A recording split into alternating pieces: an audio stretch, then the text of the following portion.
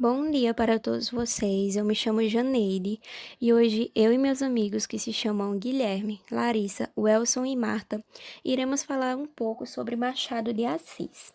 E eu agora vou começar a falar sobre ele.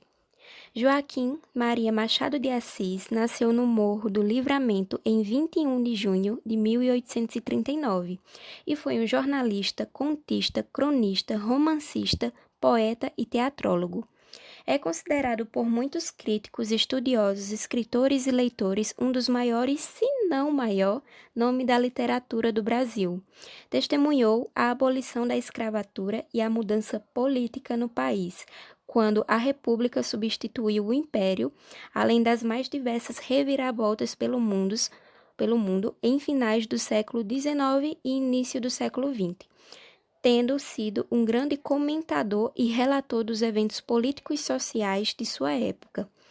Para o considerado crítico literário norte-americano Harold Bloom, Machado de Assis é o maior escritor negro de todos os tempos. É o fundador da cadeira número 23 da Academia Brasileira de Letras e ocupou por mais de 10 anos a presidência da Academia, que passou a ser chamada também de Casa de Machado de Assis. Era filho do pintor e dourador Francisco José de Assis e da açoriana Maria Leopoldina Machado de Assis. Perdeu a mãe muito cedo, pouco mais se conhecendo de sua infância e início da adolescência. Sem meios para cursos regulares, estudou como pôde e nunca frequentou a universidade. Em 1854, e com 15 anos de idade incompletos, publicou o primeiro trabalho literário. Em 1856, entrou para a imprensa nacional como aprendiz de tipógrafo e lá conheceu Manuel Antônio de Almeida, que se tornou seu protetor. Em 1858, era revisor e colaborador no Correio Mercantil e em 1860, a convite de Quintino, passou a pertencer à redação do Diário do Rio de Janeiro. Escrevia regularmente também para a revista O Espelho, onde estreou como crítico teatral a Semana Ilustrada e o Jornal das Famílias, na qual publicou de preferência contos. Oi, gente, meu nome é Larissa e eu vou dar continuidade aqui. Então, o primeiro livro publicado por Machado de Assis foi uma tradução de Queda, que as mulheres têm para os tolos, em 1861. Em 1862, ele era censor teatral. Era um cargo não remunerado, mas que lhe dava ingressos livres nos teatros. Ele começou também a colaborar com o Futuro, era um órgão dirigido por Faustino Xavier de Novaes, que é irmão da sua futura esposa. Seus primeiros livros de poesia saíram em 1864. Em 1867, ele foi nomeado ajudante do diretor de publicação do Diário Oficial. Em agosto de 1869, morreu Faustino Xavier de Novaes e, menos de 3 meses depois, em novembro, Machado de Assis se casa com a irmã dele, Carolina Augusta Xavier de Novaes, que foi sua companheira durante 35 anos. Então, gente, Machado de Assis, ele tá acima de qualquer classificação, devido à sua grandiosidade, a grandiosidade de suas obras. Ele é considerado o escritor mais usado da literatura brasileira, antes dos escritores modernistas. Ele tem uma origem pobre, né, como já foi falado. Ele era gago e também ele tinha epilepsia. Mas graças ao seu esforço pessoal e ao poder de suas obras, ele venceu esses obstáculos e tornou-se um dos maiores escritores.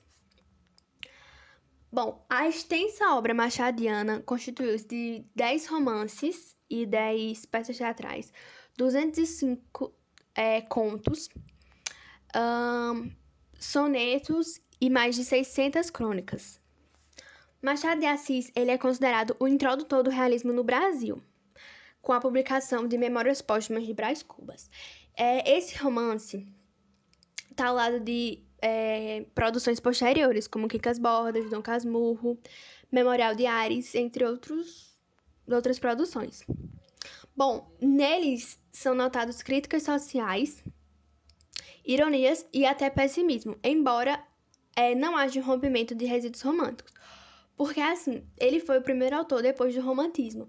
Então, as obras deles ainda têm essa característica romântica, né? Sua primeira fase literária é constituída de A Ressurreição, A Mão e a Luva, Helena e a Garcia, entre outros, onde nota-se características herdadas do romantismo, né? Suas obras elas foram de fundamental importância para as escolas literárias do Brasil no século XIX e do século XX também, e surge nos dias de hoje como um grande interesse acadêmico e público para entender o Brasil e o mundo. Ele influenciou grandes nomes das letras, como Olavo Bilac. Olavo Bilac, ele é um escritor parnasianista, e o parnasianismo é uma escola literária após o realismo. Então, ele influenciou o realismo, né? Machado de Assis influenciou o realismo e as escolas literárias que vieram depois do realismo. Enfim, Lima Barreto, Drummond, entre muitos outros. Ainda em vida, ele alcançou fama e prestígio no Brasil e nos países vizinhos. Machado de Assis é considerado um dos grandes gênios da literatura, ao longo de autores como Dante, Shakespeare e Camões. Ele também é considerado um dos maiores escritores do século XIX, da língua portuguesa. Ele foi incluído na lista de heróis nacionais do Brasil e é homenageado pelo Prêmio Literário Brasileiro, né? O Prêmio Machado de Assis. Bom dia, pessoal. Meu nome é Welson e hoje eu vou estar dando continuidade à apresentação. Bem, aos 21 anos de idade, Machado já era uma personalidade considerada entre as rodas intelectuais cariocas. A essa altura já era conhecido por Quintino Bocaiúva, que o convidou para o Diário do Rio de Janeiro, onde Machado trabalhou como repórter e jornalista de 1860 a 1867, com a supervisão de Saldanha Marinho. Colaborou para o Jornal das Famílias sob pseudônimos Job, Vitor de Paula, Lara, Max e para a Semana Ilustrada, assinando seu nome ou pseudônimos. Bocaiúva admirava o gosto de Machado pelo teatro, mas considerava suas obras destinadas à leitura e não à encenação. Com a morte do pai, Machado lhe dedica a coletânea de poesias Crisalidas. A obra de Machado de Assis ela assume uma originalidade despreocupada, com as modas literárias dominantes de seu tempo. Os acadêmicos notam 5 fundamentos e enquadramentos em seu texto: elementos clássicos, resíduos românticos, aproximações realistas, atitude crítica, objetividade, temas contemporâneos, procedimentos impressionistas e antecipações modernas. Uma de suas características mais apreciadas é a ironia, que os estudiosos consideram a arma mais corrosiva da crítica machadiana, num processo próximo ao do impressionismo associativo. Há de certo uma ruptura com a narrativa linear, de modo que as ações não seguem um fio lógico ou cronológico, mas que é relatado conforme surgem na memória das personagens ou do narrador. Olá, aqui é Guilherme e eu vou dar continuidade ao nosso trabalho sobre Machado de Assis.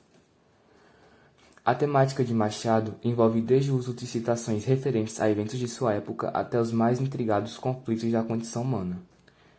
Machado é capaz de retratar desde relações implicitamente homossexuais ou homoeróticas, como ele fez no conto Pilatos e Orestes, até temas mais complexos e explícitos, como a escravidão sob o ponto de vista cínico do senhor de escravos, sempre criticando-o de forma oblíqua.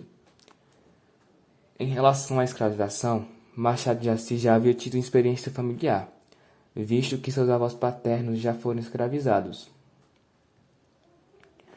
Em 1865, Machado havia fundado uma sociedade artístico-literária chamada Arcádia Fluminense, onde ele teve a oportunidade de promover saraus com leitura de suas poesias e também de estreitar contato com poetas intelectuais da região. Em 1867, ele subiu à escala funcional como burocrata e no mesmo ano ele foi nomeado diretor assistente do Diário Oficial por Dom Pedro II. À época de seu serviço no Diário do Rio de Janeiro, ele teve seus ideais combativos com ideias progressivas. Por conta disso, o seu nome foi anunciado como candidato a deputado pelo Partido Liberal do Império.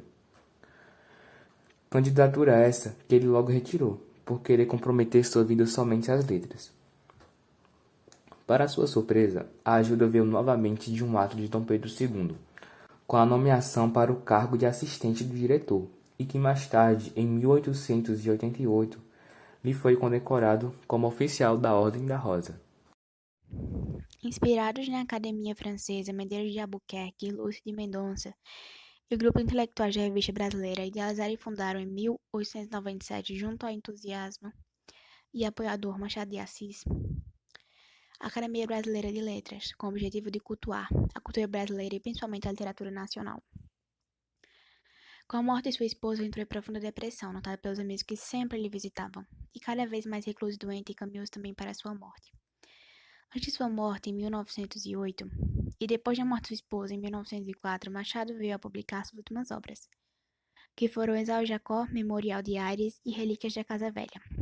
Mesmo abalado, continuava lendo, estudando, escrevendo e continuou participando das rodas de amigos e banquetes da elite carioca comum em público.